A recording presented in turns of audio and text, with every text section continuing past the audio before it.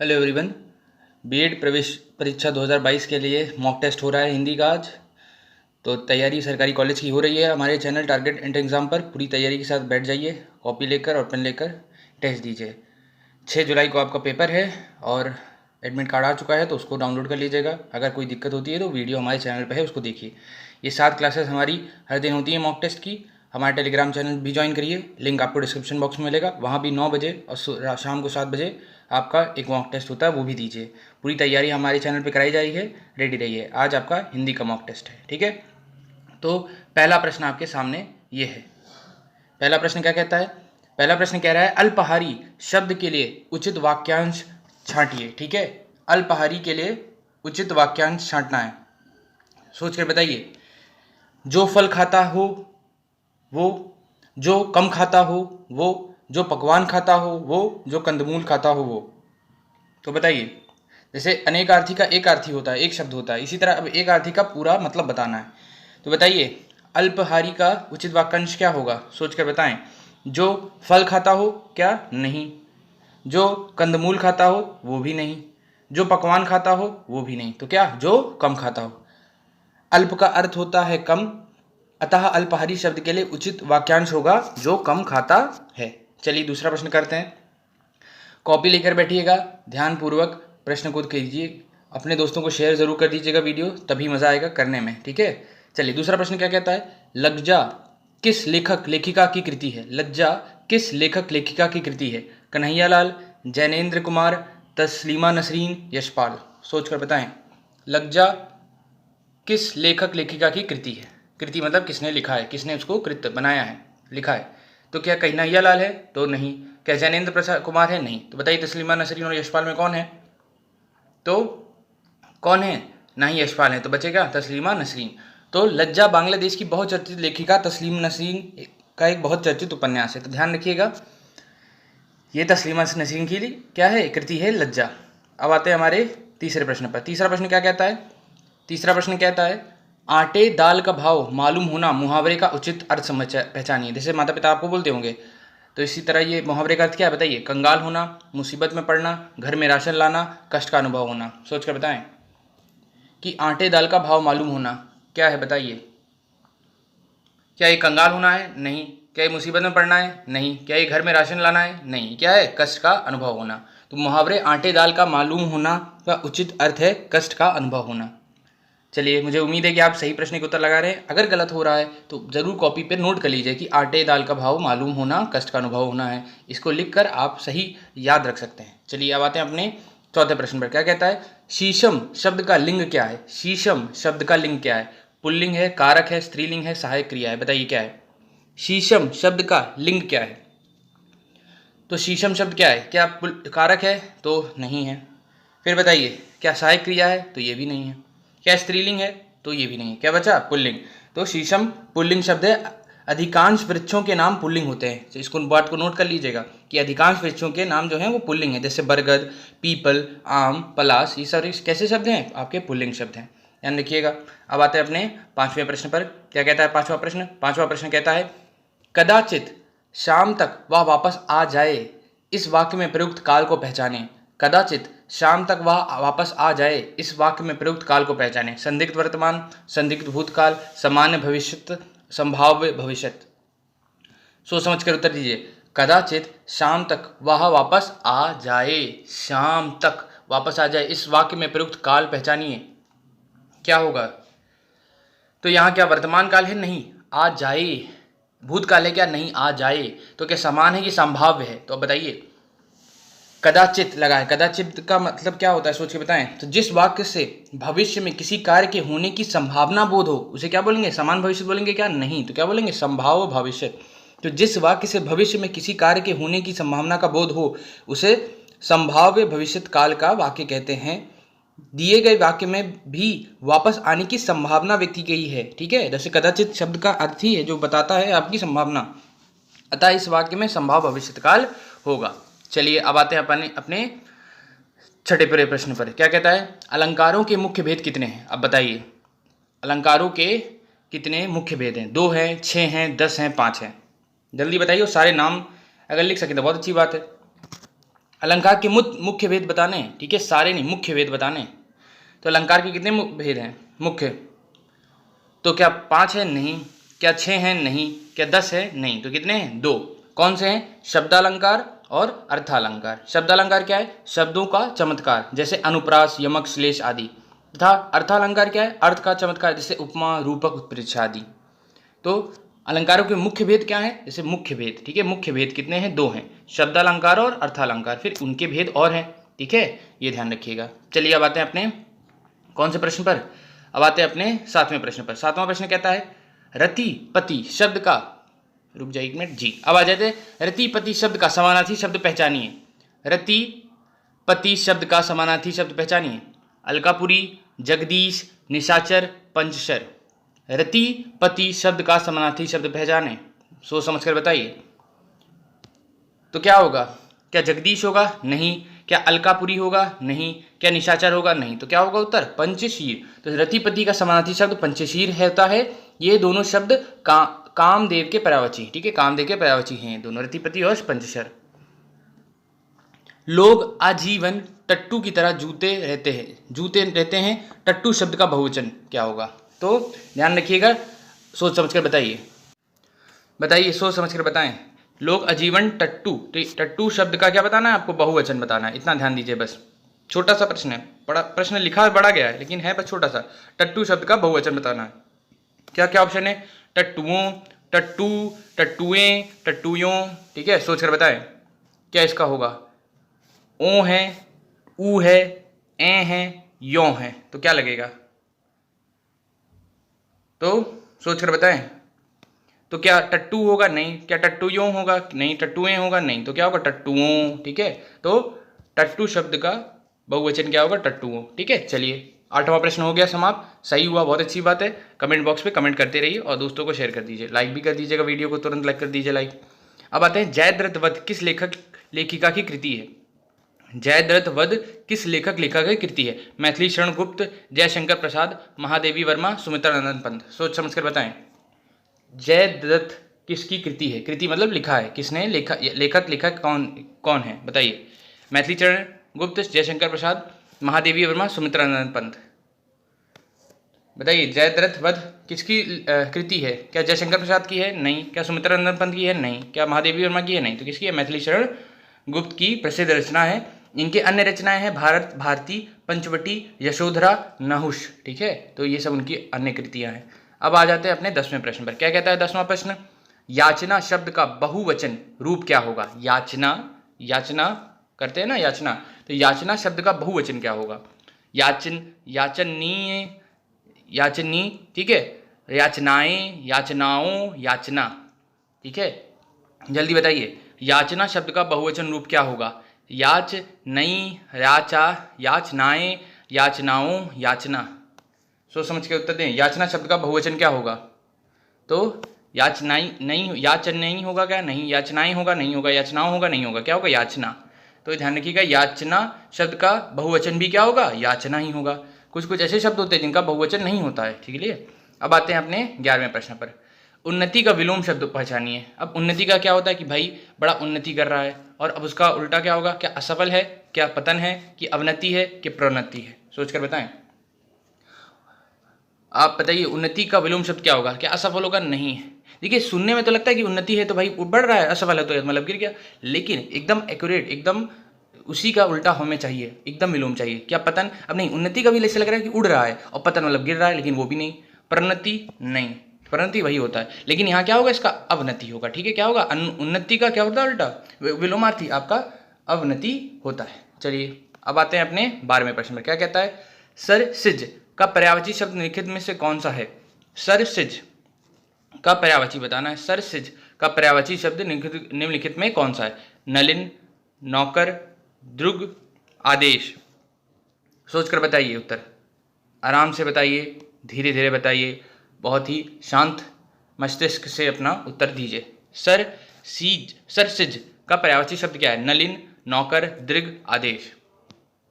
Paper के दौरान अगर पानी मिल सकता है तो पानी ज़रूर पीजिए, और धीरे धीरे सांस भी लेते रहिए, अपने सांस पे कंट्रोल बनाइए। तो उससे क्या होता है कि दिमाग फ्रेश रहता है, क्योंकि पेपर है लंबा, छोटा नहीं है पेपर, ठीक है। दिए गए विकल्पों में से विपिन का समानार्थी, अभी पहले यही वाला उत्तर दीजिए आप लोग कि सरसीज का पर्यायवाची शब्द निम्नलिखित में कौन सा होगा? नलिन, नौकर, दृग की आदेश। तो सरिस शब्द का पर्यायवाची क्या है? क्या आदेश है? नहीं। क्या दृग है? नहीं। क्या नौकर है? नहीं। क्या होगा उत्तर इसका? क्या होगा उत्तर इसका? नलिन होगा। ठीक है, तो सरसीज का पर्यायवाची क्या है? नलिन इसका पर्यायवाची है। ये दोनों शब्द किसके पर्यायवाची हैं? अब ये भी बता दीजिए। तो ये हैं कमल के, कमल के पर्यायवाची हैं आपके। ठीक है, कमल के पर्यायवाची। चलिए अब आ जाते हैं हमारे कौन से प्रश्न में? 13वें। क्या कहता है? दिए गए विकल्पों में से विपिन का समानार्थी बताइए। विपिन का समानार्थी, तो अमी, कानन, वाजी, अनल। सोचकर बताइए विपिन किसका समानार्थी है। आसान प्रश्न है, आई गेस आप बता चुके होंगे। अनल है क्या? नहीं। वाजी है क्या? नहीं। अमी है क्या? नहीं। तो उत्तर क्या होगा इसका? कानन होगा। और विपिन और कानन किसके बारे में किसके पर्यायवाची हैं? जो आसान शब्द आपको याद रह सकता है, तो ये हैं वन के। ठीक है, विपिन और कानन किसके पर्यायवाची हैं? वन के। ठीक है, विपिन का पर्यायवाची कानन है और कानन, ये सब एक ही पर्यायवाची किसके शब्द हैं? पर्यायवाची आपके वन के। अब आ जाते हैं हमारे कौन से प्रश्न पर? आपके 14वें प्रश्न पर। क्या कहता है? बिल्ली शब्द का पुल्लिंग क्या होगा? बिल्ली शब्द का पुल्लिंग बताइए। बिलाओ, बिलाओ, बिल्लो, बिल्ला। सोच के बताइए बिल्ली शब्द का पुल्लिंग क्या होगा? तो क्या बिलाओ होगा? नहीं। क्या बिल्ला होगा? नहीं। क्या बिल्लो होगा? नहीं। तो क्या होगा? बिलाओ। ठीक है, तो बिल्ली शब्द का पुल्लिंग शब्द क्या होगा? बिलाओ। अब आते हैं अपने 15वें प्रश्न पर। अभी तक आपने वीडियो लाइक कर दी होगी, अगर आप नए हैं चैनल पर तो सब्सक्राइब कर दीजिए और दोस्तों को शेयर भी कर दीजिए अपने। अब आते हैं अपने 15वें प्रश्न पर। ब्राह्मी से किस लिपि की उत्पत्ति हुई है? गुरुमुखी, गरोष्ठी, कैथी, देवनागरी। ब्राह्मी से किस लिपि की उत्पत्ति हुई है? गुरुमुखी, खरोष्ठी, कैथी, देवनागरी। सोच समझ कर बताइए।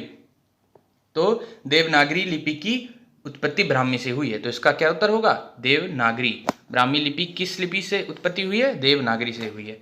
अब आते हैं अपने कौन से प्रश्न पर? 16वें प्रश्न पर। क्या कहता है प्रश्न? कई दर्शक गण किस विशेषण का उदाहरण है? कई दर्शक गण किस विशेषण का उदाहरण है? अनिश्चित संख्यावाचक विशेषण, अनिश्चित परिमाणवाचक विशेषण, निश्चित परिमाणवाचक विशेषण, निश्चित संख्यावाचक विशेषण। सोच समझकर उत्तर दीजिए। कई दर्शक गण किस विशेषण का उदाहरण है? अनिश्चितवाचक संख्या का विशेषण, अनिश्चित, निश्चित, निश्चित। पहली बात तो एक चीज कर लीजिए क्लियर, इसको प्रश्न को कैसे करना है। कई जो है वो कुछ निश्चित तो नहीं बता रहा है, तो जो निश्चित वाले आखिरी के दो हैं ये दोनों तो कैंसिल हो गए। अब बचा ये दोनों, अनिश्चित, अनिश्चित, तो ये दोनों में से है। अब ये बताइए कि दर्शक गण जो है उनको आप परिमाणवाचक में करेंगे कि संख्यावाचक में करेंगे, ये सोच कर बताइए। तो आप दर्शक को गिन सकते हैं, तो वो परिमाण में नहीं आएगा, किस में आएगा? संख्यावाचक में आएगा। तो प्रश्न इसी तरह करिए। ठीक है, तो अनिश्चित संख्यावाचक विशेषण है। ठीक है, तो कई दर्शक गण में शब्द कई अनिश्चित संख्यावाचक विशेषण है। चलिए अब आते हैं अपने कौन से प्रश्न में? 17वें प्रश्न पर। क्या कहता है 17वां प्रश्न? दिए गए शब्द किस गुणवाचक विशेषण के प्रकार हैं? अच्छा, दानी, न्यायी, कृपालु। सोच समझ कर उत्तर दीजिए। दिए गए शब्द में किस गुणवाचक विशेषण के प्रकार हैं? अच्छा, दानी, न्यायी, कृपालु। दोषबोधक, आकार बोधक, गंध बोधक, गुण बोधक। सोचकर बताइए। नीचे दिए गए शब्द किस गुणवाचक विशेषण के प्रकार हैं? किस गुणवाचक के हैं? अच्छा, दानी, न्यायी, कृपालु। तो ये क्या दोष बता रहे हैं? नहीं, बिल्कुल नहीं। दोष कहाँ बता रहे हैं ये? क्या ये आकार बोधक हैं? बिल्कुल नहीं। क्या ये गंध बोधक हैं? बिल्कुल नहीं। तो क्या है? गुण बोधक है। तो गुणवाचक विशेषण के अंतर्गत किन्हीं वस्तुओं के गुणों की विशेषताएं दर्शाई जाती हैं, जैसे अच्छा, बुरा, दानी, न्यायी, कृपालु इत्यादि। तो ये सारे कैसे गुण शब्द हैं? गुण बोधक हैं, गुण बोधक। चलिए उत्तर क्या होगा? डी। अब आते हैं अपने 18वें प्रश्न पर। क्या कहता है 18वां प्रश्न? दिए गए विकल्पों में से शुद्ध वाक्य छांटिए। दिए गए विकल्पों में से शुद्ध वाक्य छांटिए। भारत में अनेक दर्शनीय स्थल हैं। भारत में अनेक दर्शनीय स्थल देखने योग्य हैं। भारत में दर्शनीय स्थल अनेक देखने योग्य हैं। अनेक देखने योग्य दर्शनीय स्थल भारत में हैं। तो देखिए सारे आपके अलग हैं और हमको शुद्ध ढूंढना है। मतलब 4 में से 3 में तो त्रुटियां ही हैं, एक में है जो एकदम शुद्ध है, तो वो शुद्ध ढूंढ के बताइए। सोचकर बताएं कि क्या उत्तर होगा। तो बहुत ही माइन्यूट डिफरेंस है। क्या भारत में अनेक दर्शनीय स्थल हैं देखने योग्य? नहीं। दर्शनीय का अर्थ ही है कि जिसको देख सके, और भारत दर्शनीय स्थल अनेक योग्य, फिर भाई अनेक देखने योग्य दर्शनीय, तो दर्शनीय का अर्थ क्या, जिन्हें देखा जा सके। अब उसके योग्य थोड़ी हो गए, बार बार उसका शब्द, एक ही शब्द का दो बार इस्तेमाल नहीं। तो भारत में अनेक दर्शनीय स्थल हैं, यही शुद्ध वाक्य हो जाएगा। पहला ही उत्तर क्या हो जाएगा इसका, शुद्ध। बाकी तीन गलत, पहला ही शुद्ध है। तो भारत में अनेक दर्शनीय स्थल हैं, शुद्ध वाक्य है। प्रश्न में दिए गए अन्य वाक्यों के दूसरे वाक्य में दर्शनीय और देखने योग्य एक साथ प्रयोग नहीं हो सकता, ठीक है। तीसरे वाक्य में शब्द का क्रम गलत है तथा इसी प्रकार चौथे वाक्य में भी क्रम गलत है। चलिए अब आते हैं अपने 19वें प्रश्न पर। दिए गए विकल्पों में रिजु का विरोधार्थी आपको बताना है, रिजु का विलोमार्थी बताना है, रिजु, ठीक है। तो वक्र, मिथ्या, सरस, सुर, तो बताइए क्या उत्तर होगा। दिए गए विकल्पों में से रिजु, रिजु का आपका विरोधार्थी शब्द बताना है, ठीक है। तो रिजु अर्थ का सीधा या सरल होता है, ठीक है। क्या होता है इसका, सीधा या सरस या सरल, अतः इसका विरोधार्थी क्या होगा, वक्र होगा, ठीक है। क्या होगा इसका, वक्र। तो सीधा या सरल होता है इसका अर्थ, तो इसका क्या होगा, विरोधार्थी। रिजु का अर्थ क्या है, सीधा और सरल है, तो इसका उल्टा क्या होगा, जो क्या हो आपका वक्र हो, जो क्या हो कठिन हो, तो वक्र इसका क्या हो जाएगा आपका विरोधार्थी। रिजु का मीनिंग क्या है आपका, सीधा है, सरल है, सरस है, ठीक है। लेकिन इसका उल्टा क्या होगा, जो कठिन है, जो वक्र है, ठीक है। तो ये ध्यान रखिएगा। अब आ जाते हैं अपने 20वें प्रश्न पर। क्या कहता है, यह जीवन क्या है, निर्झर है। इस वाक्य में प्रयुक्त अलंकार बताइए है, ठीक है। अलंकार तो क्या है, स्टेटमेंट क्या है, वाक्य, यह जीवन क्या है, निर्झर है। तो ये रूपक अलंकार है, अतिशोक्ति अलंकार है, व्यतिरेक अलंकार है, उत्प्रेक्षा अलंकार है। सोच समझकर उत्तर दें आप, ठीक है। कैसा अलंकार का प्रयोग हुआ है इसके अंदर। तो यह जीवन क्या है, निर्झर है। यहाँ कैसा अलंकार है, कैसा अलंकार का प्रयोग हुआ है, क्या व्यतिरेक है, नहीं। क्या उत्प्रेक्षा है, नहीं। क्या अतिशोक्ति है, नहीं। तो उत्तर क्या है इसका, आपका रूपक अलंकार है। जहां उपमेय में उपमान का भेद रहित आरोप हो वहां रूपक अलंकार होता है। दिए गए वाक्य में प्रस्तुत उपमेय और अप्रस्तुत उपमान में अभिन्नता प्रकट की गई है, अतः इसमें रूपक अलंकार है, ठीक है। इसको ध्यान में रखिएगा। तो कैसा अलंकार है यहाँ, रूपक अलंकार है। चलिए ये ध्यान रखिएगा। अगर आपको लास्ट 11 ईयर्स के 11 ईयर्स के पेपर चाहिए और मॉडल पेपर चाहिए तो स्पेशल ऑफर चल रहा है, बहुत ही कम दाम में आपको ये PDF फॉर्म में मिल जाएगा। व्हाट्सएप नंबर ये आपको दिया गया है, इस पर ज़रूर आप सर से बात कर लें, ठीक है। चलिए अब आ जाते हैं अपने कौन से प्रश्न पर, अब आ जाते हैं हम अपने 21वें प्रश्न पर। क्या कहता है 21वां प्रश्न, एक मिनट रुकिए। 21वां प्रश्न हमारा क्या कह रहा है, खटाई में पड़ना मुहावरे का आशय है।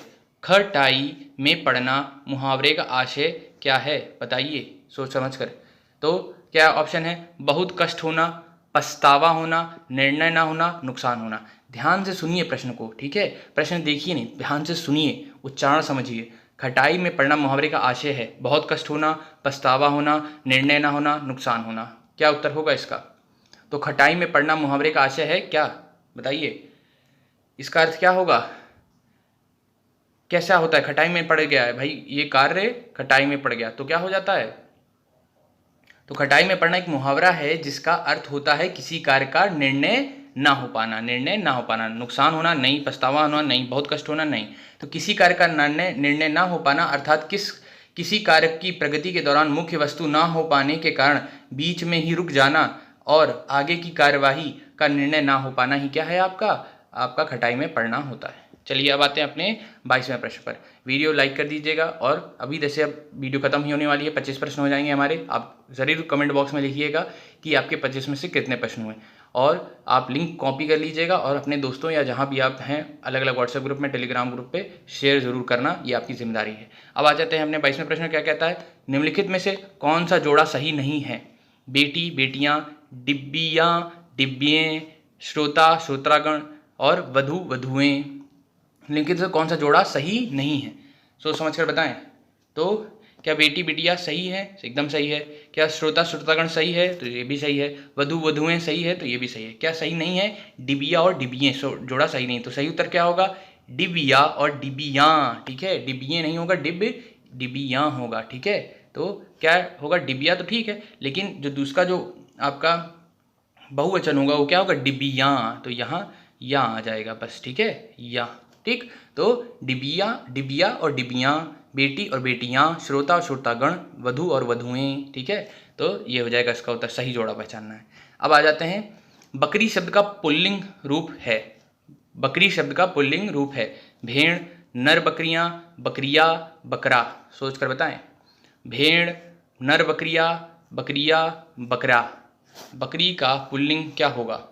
तो भेड़ तो बिल्कुल नहीं होगा, तो ये तो गलत ही हो गया।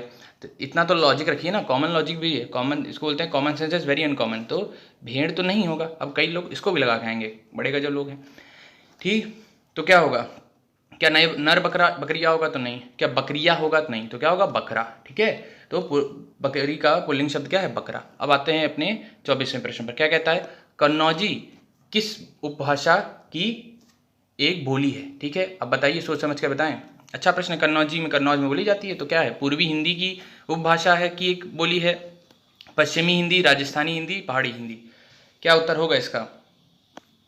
तो क्या पहाड़ी हिंदी है? नहीं, पहाड़ से तो इसका कोई मतलब नहीं है। क्या पूर्वी है? नहीं। क्या राजस्थानी है? नहीं। तो क्या है? पश्चिमी हिंदी है। तो कन्नौजी पश्चिमी हिंदी की एक बोली है।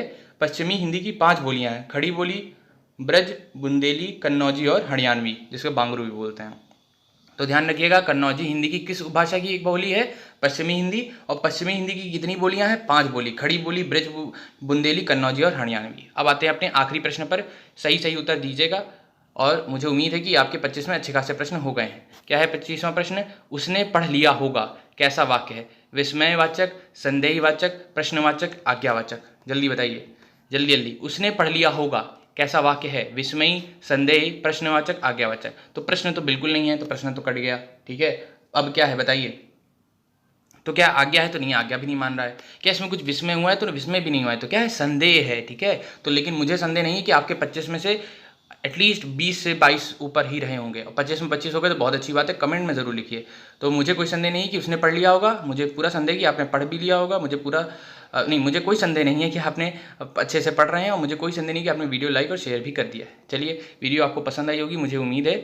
आपका लाइक कर दीजिए, और अगली क्लास 12 बजे फिर से होगी, हम लोग मिलते हैं। ठीक है, चलिए, बाय बाय।